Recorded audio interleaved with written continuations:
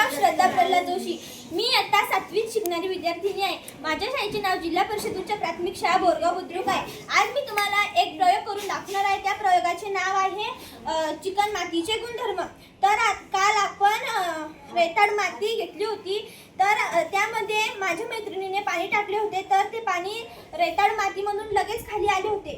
याचा अर्थ असा होतो की रेताड मातीत पाणी थांबत नाही. तर आता आम्ही चिकण माती घेतलेली आहे.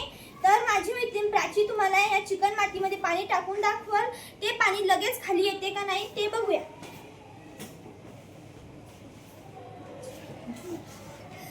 तर आता तुम्ही बघू शकता की यामधून थोडं थोडं पाणी खाली येत आहे.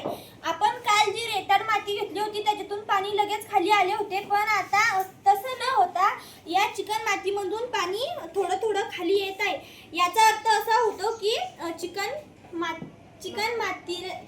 माती पाणी धरून ठेवते. धन्यवाद.